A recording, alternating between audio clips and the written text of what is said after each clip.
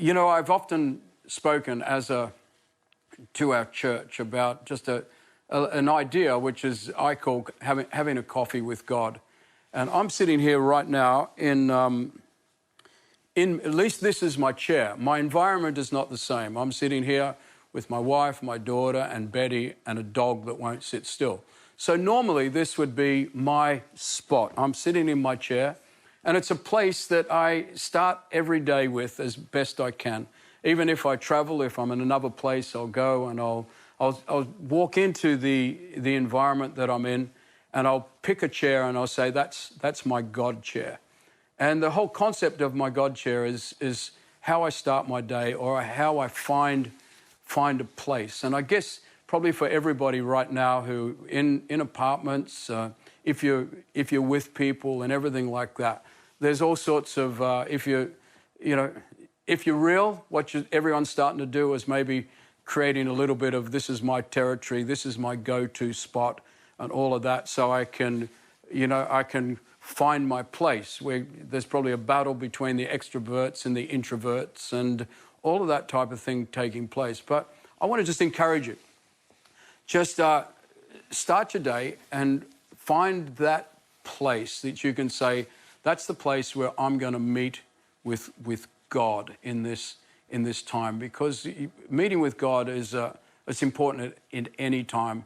But it's amazing how when things are just okay and the rhythm of life has not that much trouble in it, not that much complexity, we tend to ignore the things that are fundamental and foundational to our personal well-being, that is influenced by how our relationship and our connection with God is working out in our lives. And so, as I said, I'm sitting here in my God chair. Normally I'd sit here every morning and I'd sit in my chair. I've got a cup of coffee. I must admit there's probably more than one coffee drunk in the time that we're together. I'm not sure whether God likes coffee or he doesn't like coffee. I've just decided I like coffee. And it's up to me to decide what too much coffee is. So I've settled that one in my heart. And so I sit here, and so what happens? What's it all about? What am I talking about? Finding that place. Matthew chapter 6, this is when Jesus is in the Sermon on the Mount. And in the Message Bible, when he leads into talking about prayer, and I guess the lead up that I'm going to read out in a moment is the lead up to what we know as the Lord's Prayer. And it's a guide of things to pray about. I'm not going to get into that. What I find fascinating and I think is really important is the lead up to the prayer. And as I said, in verse 6 of Matthew chapter 6, this is what it says. And the Message Bible, Eugene Peterson, in his translation, puts it like this. Here's what I want you to do. I want you to find a quiet, secluded place so you won't be tempted to role play before God. Now, I guess the secluded place thing is a bit of a challenge for us all.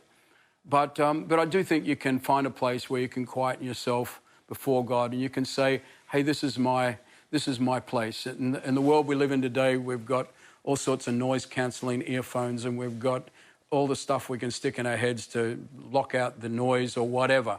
But just find that place where you can actually just come before God, where you're not tempted to role play. In other words, it's not an act. This is something that is real. And he goes on and he says, just be there as simply and as honestly as you can manage. And so as simply and as honestly as you can manage. So there's no pretense to this. There's no, hey, am I following the correct formula? Am I doing the right thing? All of that. As simply and honestly as you can. And honestly is just this simple. God, I'm honest with you. I'm just here. And this is what it goes on. It says the focus will shift from you to God, and you will begin to sense his grace. In other words, do you like that? It'll shift from you to God. The key thing is you've got to find place by yourself first. And then the focus will shift from you to God, because you've got to remember, I'm as honestly and as simply as I can, I'm coming before God. God knows that. And so the focus will shift from you, which is pretty important, because, we all know there's way too much of me, as in ourselves, in our lives, in our heads, and it'll shift from ourselves to God. And what the most amazing thing is, and then you will begin to sense his grace.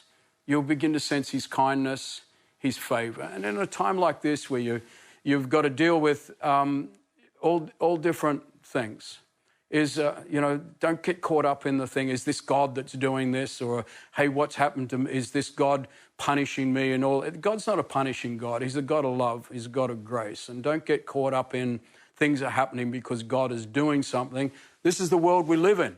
And God's desiring to be the answer to what's going on in our lives. He's not the causer of the problems that go on in our lives.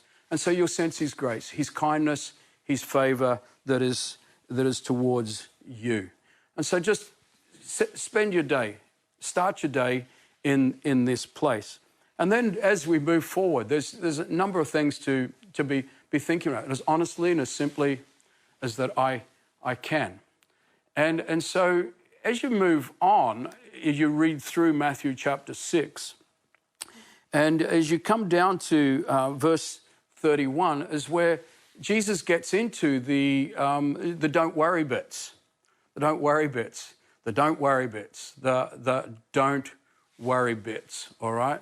And in verse 31, he says, don't worry. And in this time that you're with God, he didn't say that you won't worry. He actually says, don't worry. So here's a moment where you can actually come to him as honestly and as simply as you can and go, I'm worried about this. This is concerning me. I am worrying about this, and this is where I need to find you, God. And don't be afraid to sit there and be honest before God. I think one of the big challenges with life, if we see God as a God who's always seeking to punish us or for doing the wrong thing, we tend to feel like it's best to try and hide things from God. Well, the challenge is God knows everything anyway, so you can't hide it. But in our efforts sometimes in thinking that we should hide it, we actually don't bring things before him. And so I want to encourage you just to don't allow yourself to run into this whole worrying thing that can so easily come your way in this moment, in this time. And there's a couple of verses that I just want to just draw attention to. Psalm 37, verse 5, New Living Translation says this. It says, commit everything you do to the Lord. Trust him and he'll help you. So here I am, I'm having my time with God. I've got my coffee. Well, I've convinced this lot they need to be quiet. So I found my quiet spot. And, if I was to be honest, one of the biggest challenges that we all face is giving each other space in a time where there's perhaps not much space, all right? But anyway, I've found my spot and I'm with God. If it was normal, I'd be sitting in this chair. And there'll be a time where it's like, hey, this is everything's going on in my life, God. And what I'm doing is I'm committing this to you. And at the same time as I'm committing this to you, I'm committing it to you because I'm trusting you. And what am I trusting you in? I'm trusting you that you are going to actually help me in this time. And so I want to encourage you, just bring it all before God, but you're going to bring it with a sense of faith because you're not putting your trust in a concept. You're not putting your trust in religious protocol. You're actually putting your trust in the faith you have in the person of God, that he will help you. And I want to encourage you to bring things to him. As in Psalm 55, verse 22, New Living Translation puts it like this. He says, give your burdens to the Lord. Your burdens, what is weighing you down? What is burdening you? The challenge of where we're at right now is we've got, as a nation, as individuals, and as a world, we're dealing with what this whole coronavirus, how it's impacting everything. So that's a burden. But, inside all of that, we've still got the daily cares of life that we've got to work out. The things that, put it like this, our burdens didn't cease when, COVID-19 arrived. They come with us into this situation. So be confident. Just bring your burdens to him. And it says that he'll take care of you. He will not permit the godly to slip. In the Passion Translation, it puts it like this. So here's what I've learned. So the writer in Psalms is talking about he's learned something. So here's some advice. He says, this is what I've learned. I've learned that through it all, leave all your cares and your anxieties at the feet of the Lord.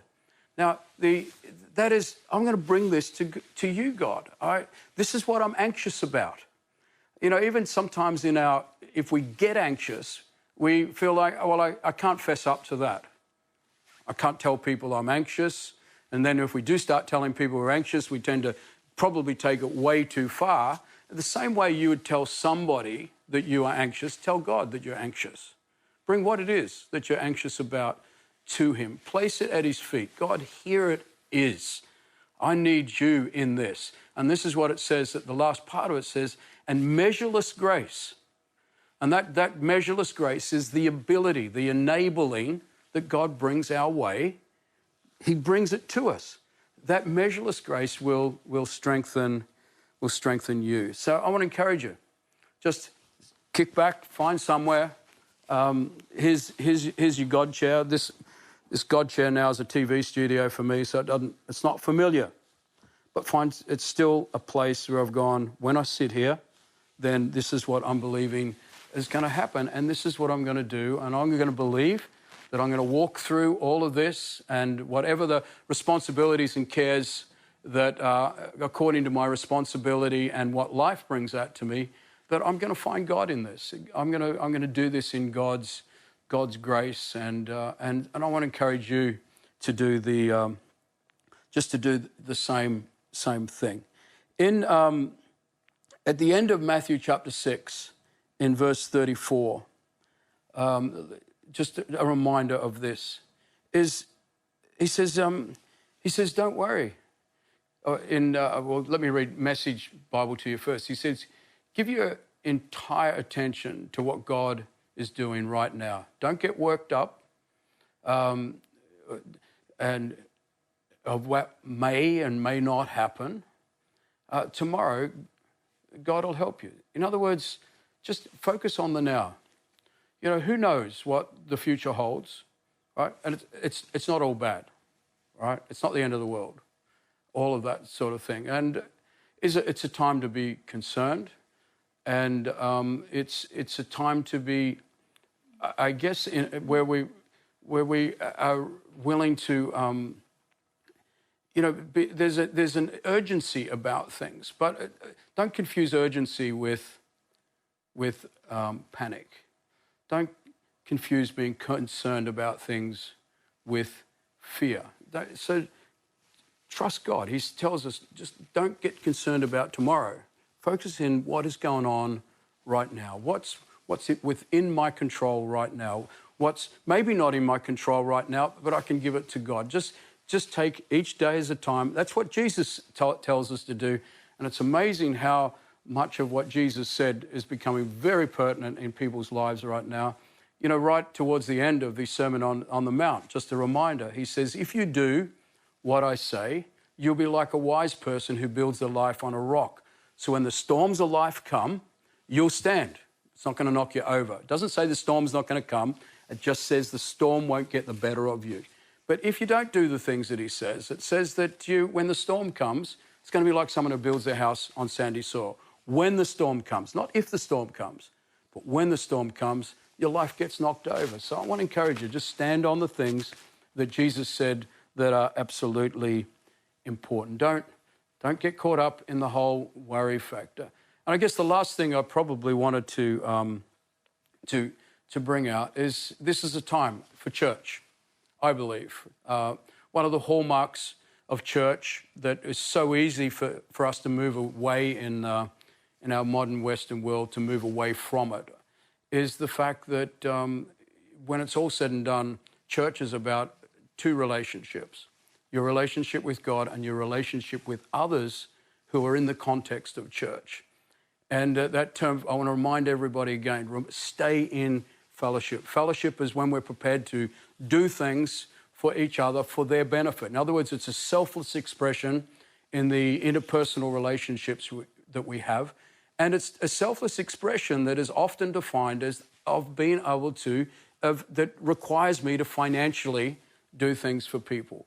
And so let's be really mindful of the people in need around us. I believe as a church we can look after each other because we can rally around the one, because that's what church is all about. And then as a church, as one, we should be able to help the people that are truly going to be vulnerable because of this. And, in the early church, one of the interesting hallmarks of the early church is they saw social need. In other words, the issues of the poor and the issues of the vulnerable and those that didn't have a system that could help them or didn't have means, the church saw that as their responsibility. And I believe that this is a time that as we move forward, that we can actually take on this responsibility. And that's why it's important that we all stay connected the same way we have been, look after each other. Let's be concerned about the health and the well-being of our church. All our staff and team are doing absolutely fantastic job. And I just want to sign off on one thing. Be mindful of that one person in your world. This is a time perhaps where you can call out to them. You can give them a call. You can send them the link of church. You can say, hey, do you want to join my group? Here's a whole lot of people. We get together, talk about life, how we can help each other. It's a great opportunity to invite the one in your world to come into your world and help them come to know Jesus. So with that in mind, I just thought we'll finish up now, but there's a couple of things. We got Benito. Where are you, Ben? Have we got you? Yeah. There you are. Hey, Gary. I'm doing well. Good. Thanks, doing well. Surviving 5 days indoors. That's good. Hey, so the reason I thought I'd come into you is just ask you a question. I've been talking about a relationship with God and all of that. And, maybe you're here, you've been in this. I said last week when we did this, and it's probably true again, maybe someone has sent you this link. Maybe you're sharing a house with some people. Maybe you got isolated with some people that you don't really know that well, but somehow you're watching this and you don't know this God that we're talking about. And so, Benito here, I just got a couple of questions for you. And just along the line is so how did you come to believe in everything that we're talking about? What's your story leading up to this? Yeah, for me, Jesus, by seeing the impact that he had on other people, really, the community of the people who were in our church. When I was around them, I just saw so much joy, so much excitement and a sense of purpose. And I felt like I was missing out. I said, they have something that I want. So I made an effort to place myself around those people every weekend. And eventually I made the conscious decision to follow Jesus. I just decided to believe in the gospel, to believe in his message, and to believe that maybe I could live the lifestyle that these people were living. And I just never looked back. So how did you go about that? How did you do that? Literally just, luckily for me... how did it go from something that you're observing to making it personal to you? How did you go about that? Well, for me, I literally just remember being on my knees praying to God, saying, if you're real, will you reveal yourself to me? And I believe in that moment, he revealed himself to me. I made the decision to trust in him, to trust that he had a plan for my life. And yeah, in that moment, I felt a peace in my heart. I felt excitement for the future, and I just never turned back. I made the decision to trust for myself. I remember doing that. So it was like you could say, I personally encountered him, and something was different when I reached out to him. Something tangibly changed. Yeah. For me, something was different when I decided to pray, to be honest. Before that, I never prayed before. I didn't know what prayer was. But I knew that the moment that I prayed out to God and I reached out to him, in that moment, I felt a real connection with God. So for me, I think that's when the change came about, when I made the decision to, okay, you know what, God, I'm going to reach out to you. I haven't got answers. I haven't got the questions. And I'm still a bit confused, but I know that you're out there. I can see you working in people's lives, and I want what they have. So the moment I prayed for myself, I knew in that moment, man, this is real. And it was amazing. All right, so you believed and you decided to trust him. And so how's that out working now? So you're at home. Who's in your household? Who are you with? Naomi's here somewhere I think she's in the bedroom at the moment. Just been two of us here locked in the house for 5 days. So it's just the two of For you. me, how it works, yeah, just the two of us. So we're making it work, you know. Good on you. So, okay, so tell me, in this moment, now you've got a relationship with God, and how's that now working out in this time? That for a lot of people, there's a lot of anxiety, and there's a lot of panic, and a lot of fear, a lot of worry, all of those things coming to the forefront. How's this all? How's having a relationship with Jesus helping you? For me, it's everything. You know, I believe that we can have a personal encounter with Jesus and he actually work in our life. And for me, I just base it around my life, the seasons I've been through in life, the ups and the downs. I honestly feel like God's never failed me. And I believe that he's not going to start now. So for me, the thing that's helping me and giving me peace is understanding that my security isn't based on my situation, what's happening in society, or even what I think of myself. But actually, my security is based on who Jesus says I am. And that's helping me right now. It's giving me hope. It's giving me a sense of purpose to keep pushing on. I honestly know, and I feel like he's close to me in these tough times. Fantastic, fantastic. So you might be here, and as I said, you don't. If I asked you the question, do you know Jesus, and you're linked into this, I want to give you the opportunity to, or maybe the opportunity and maybe some guidelines of what you can do. As in Benito's story, he got some form of picture of Jesus. I just want to remind you that if you're wondering what God is like, the Bible clearly says that that Jesus is the visible image of the invisible God. In other words, God took on human form to reveal himself to us. So if you want to know what God is like, your reference point is Jesus. And if you want to know how Jesus would treat you, how Jesus reacted to people, how Jesus responded to people's needs. For example, there wasn't one person that came to him that needed healing that he didn't heal. The prerequisite for needing healing is just you need healing and you come to Jesus with it. There's no qualification or anything like that. And so if you look at his life, here's this perfect picture of what God looks like and what his love in action looks like towards us as human beings. And so if you want to get to know him, all I want to encourage you to do is just do what Benito just said. He just found a moment where he said, God, if you're real, I need you. I need you in my life. I need you as a part of my life. I'm going to make a decision to believe that you exist. I want to make a decision to believe that you did something for me, and what we know as he died on the cross and rose again is so full of so many things that often the first step is to believe he did that. And then it's believing that you can take that one step further and saying, I'm going to trust him in everything. And so I want to encourage you in your time, you reach out to God and go, okay, I'm going to make a decision to believe that you are real, that you're for me. I want to believe that you took on human form, and in Jesus you did something for me so I can have a relationship with you. And my determination is I'm going to trust you with my life and trust you working in my life.